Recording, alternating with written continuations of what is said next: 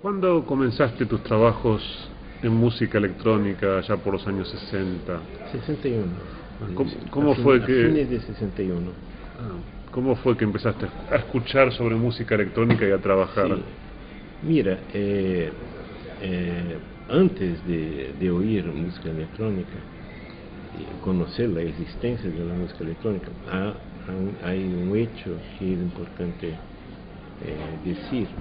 Es que a los 16, 17 años yo gané una beca para estudiar en un curso que enseñaba electrónica, a consertar aparatos de la época, radio, televisión. Un curso que era propiedad de un primo de mi madre, primo de mi madre. Y entonces justo ahí, a esta edad, yo estudiaba violín ya, y incluso chico, joven, empecé a ganar plata arreglando radio de vecinos, de amigos, de la familia. Entonces, con relación a la música electrónica, en septiembre de 1961, Eleazar de Carvalho organizó un concierto de música electrónica en el Teatro Municipal de Río. Ha sido el primer concierto de música electrónica que se ha hecho en Brasil. 1961. 61, septiembre de 61. Es que es en Río. Sí. Un domingo en que un concierto que se hacía todos los domingos con entrada gratis por la mañana, y se llamaba Conciertos para la Juventud, y yo iba siempre ahí. Y ahí, en ese concierto estaba Henri Pousser, David Tudor, Christoph Kaskel,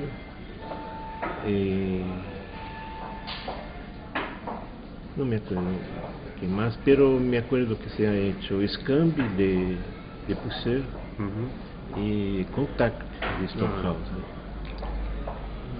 Y me quedé muy impresionado, ¿no? Porque no habías escuchado antes. No conocía este nuevo universo sonoro que me encantó, ¿no? Entonces, yo tenía en casa un grabador de rollo antiguo, Grundig,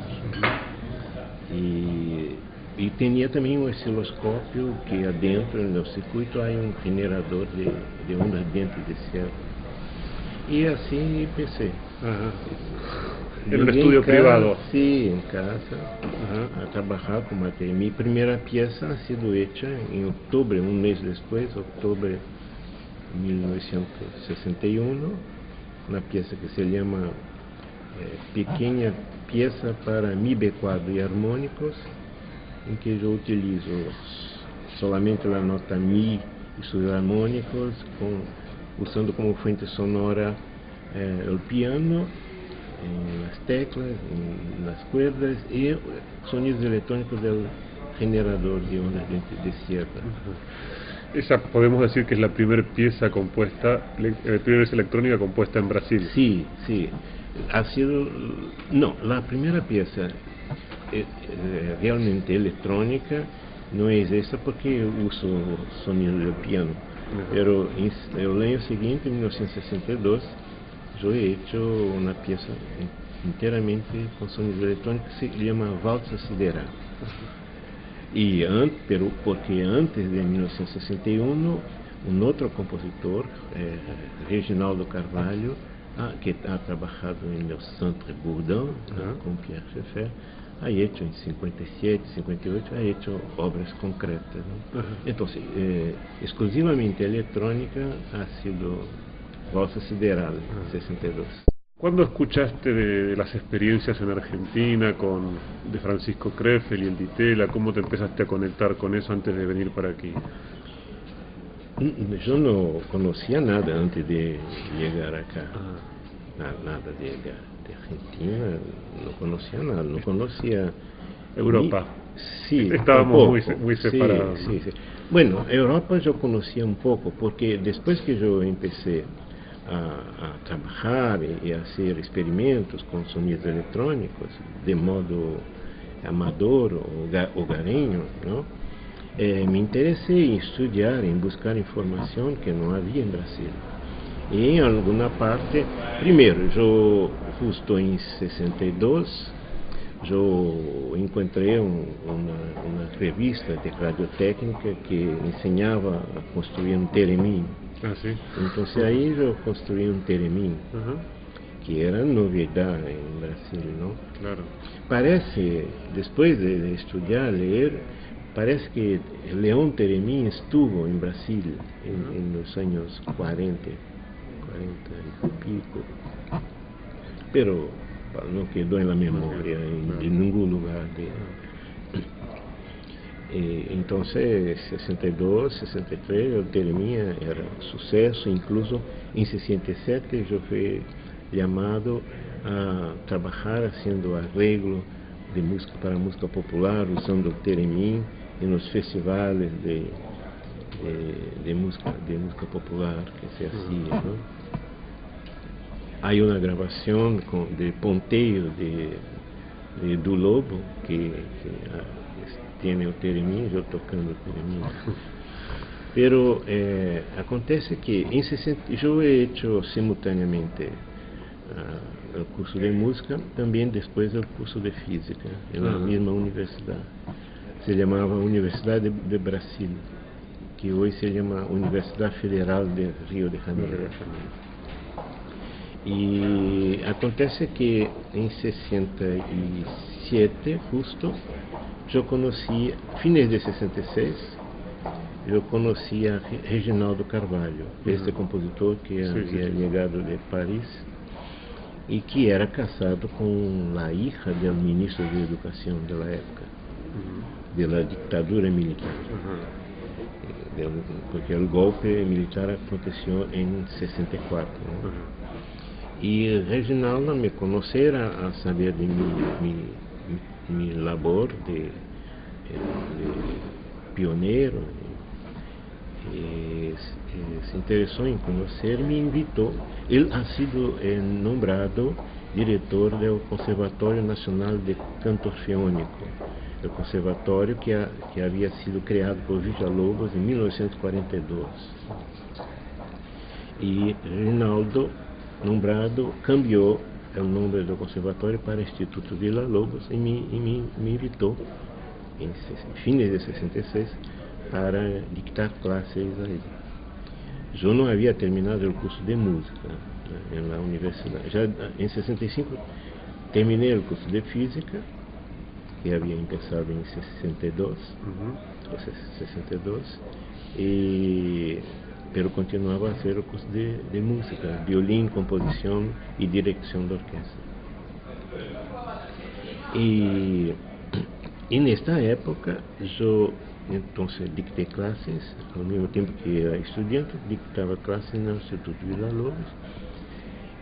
Y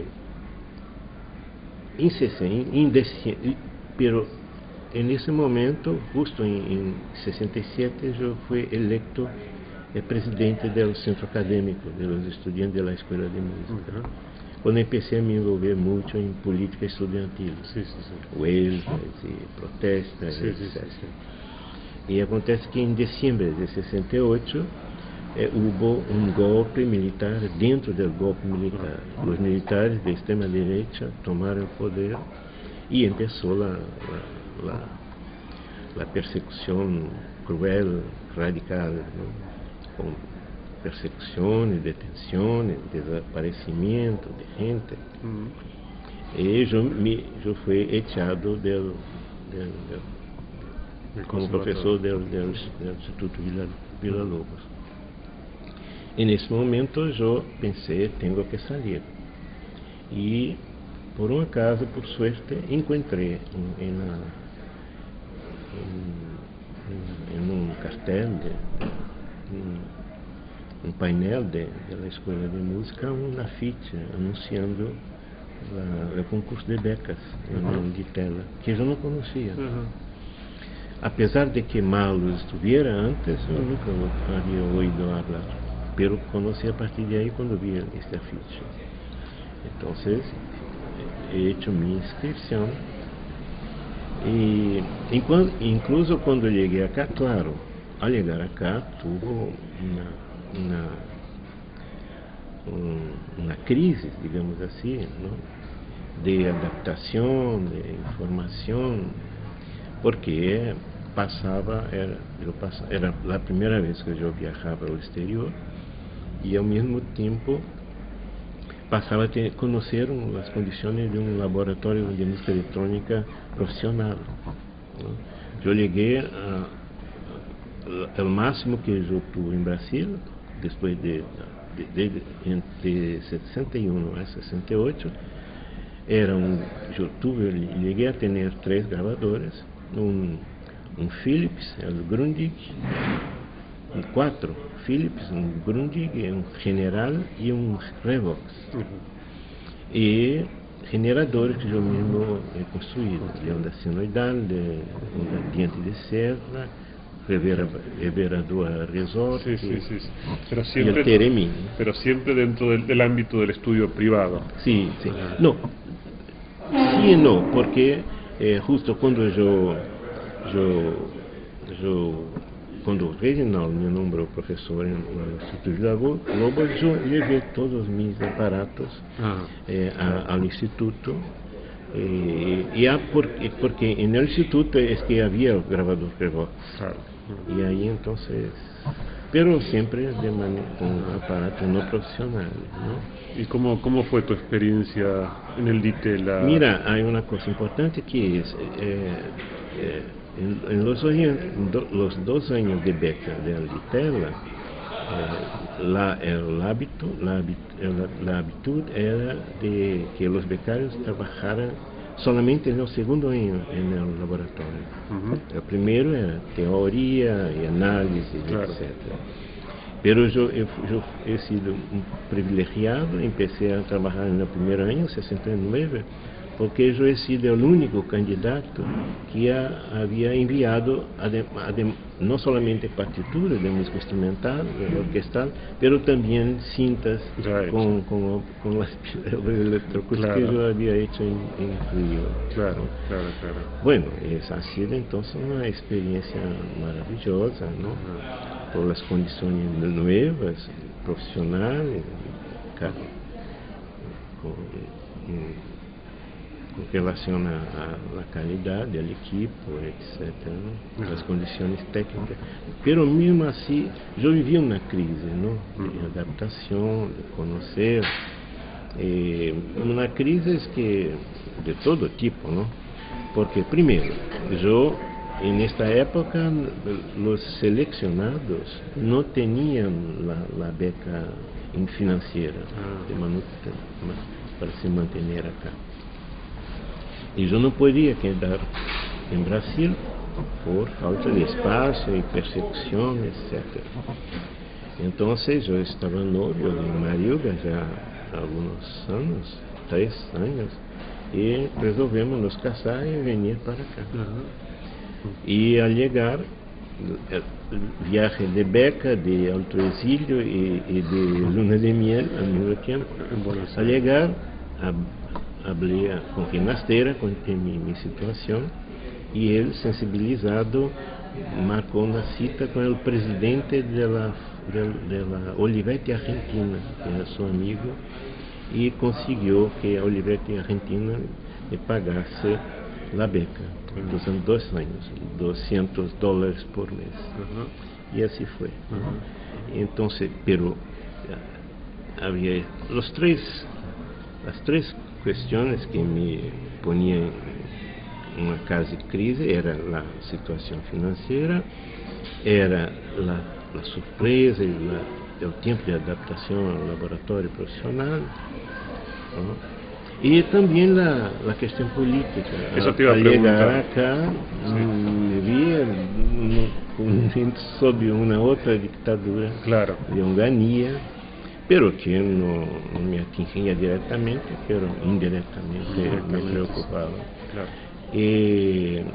Entonces, las 2 primeras obras que yo compuse fue ahí, en 69, ha sido primero Cinta Cita, que se oye en ese festival ahora, y que se llama justo Cinta Cita porque era como un encuentro nuevo, una cita con la cinta. Claro.